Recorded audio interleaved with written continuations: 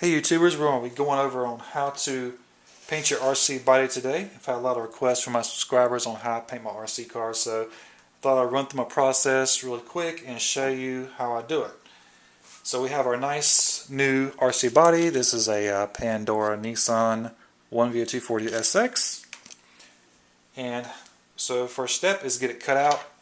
Some people grab the body scissors and start hacking away on the bodies. I do not do that. I use an X-Acto blade to score out the body, especially around the fender wells. Apply just enough pressure to score around the body and make sure that when you are cutting this out, you don't have to push all the way through it. Just a light score line so that you can come back and you can tear away at it, and it will tear right on that score line all the way around there and be nice and smooth, versus very angular looking body cutouts with scissors, whereas you're just going to hack away at it, make it very angular, make a lot of work for you trying to straighten that up. So it's better just use your X-Acto blade and just score it and then pull it away. So we will cut our body out, and it comes off the mold like so. So there we are, we've got our body cut out. As you can see, the fender wells are nice and smooth in there, no jagged edges. And so now we need to prep it for paint. So what you will need is some good dishwashing detergent. Put your body down in the sink, run a little warm water in there, put you some soap in, lather it up, get it good and soapy. I see a lot of guys just using their hands to wash out the body. I actually use a paper towel. So paper towel can conform to the body and really get up into all the little body lines and all the little crevices in there, especially paying attention to the body around the bumper area, because that's where most of the impacts are. So you want to make sure that you wash it really well and get the releasing agent, which is basically just oil, out of there. The releasing agent is inside the body because when it is vacuum formed on the mold, it has to have something to make it release off the mold. So there is a oily residue in here that if you spray paint onto it, it will not stick and come right out. So I use paper towel. Make sure I pay attention to each body panel, washing out with soapy water. Once you get it washed out real good, just go ahead and dump it out. Warm water, just rinse real good, dump out, make sure you get all the oil and all the soap out of it that you can. And if you want to, you can let it dry overnight, or you can blow it out with a hair dryer to get all the water out, or to speed things up, just use a paper towel. Make sure you dry all the water out of it on the inside.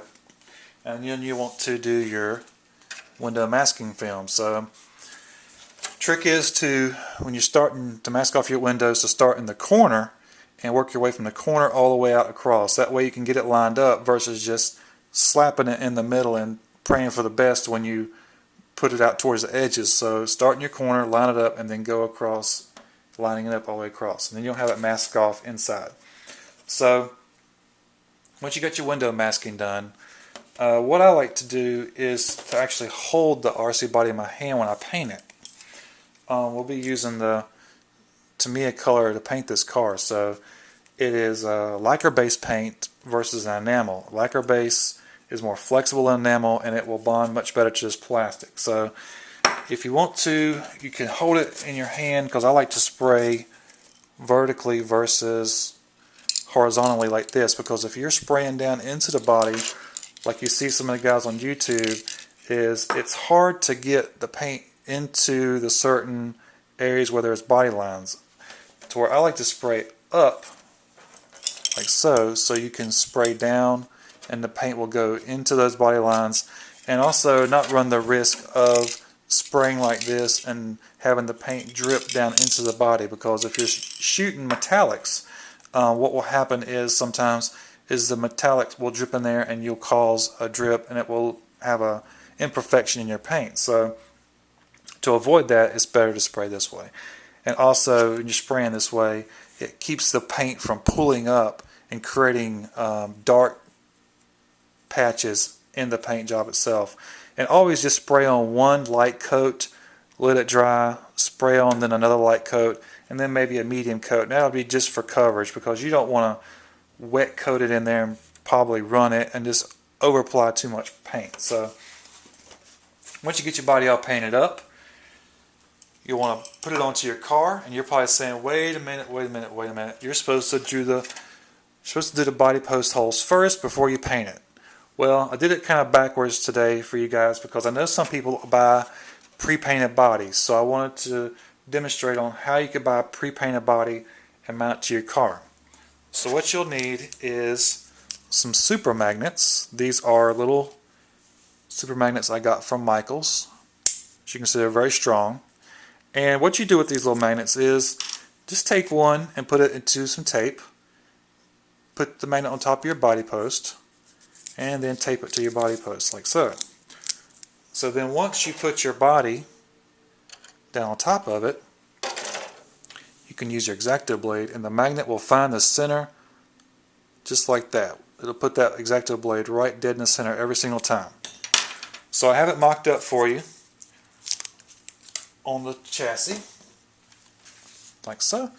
We've got your little super magnet right there on top with some paint, some tape, I'm sorry, down onto it like so. The magnet's nice and flat. You put your body on there and you take your X-Acto blade and it will find that body post under that body every single time, dead center. So just take your X-Acto blade, apply a little pressure and just start you a hole, a small hole. Then you can come back with what I use is a step bit from AutoZone and just put it into the smaller hole and then just go down into the body until you get your holes the right size that you want for your body posts. And that is the best way that I found to do it if you're going to do a pre-painted body. So either way, make your holes before it's painted or after. I don't have a problem either way. So I prefer cutting the body out and painting it versus painting the body and then cutting it out, because I think you run the risk of messing up your paint job if you start cutting the body out after it's painted. It just seems kind of backwards to me to paint the body in its original form and then try to cut it out, because you run the risk of chipping the paint around the fender well. So I cut mine out first and then paint it. So I hope these tips help you out in getting your car ready and helping you get it painted. So just take your time. Don't be intimidated. It's not that hard. And I hope your body comes out with a good paint job with my help. So good luck and happy painting. Thanks for watching.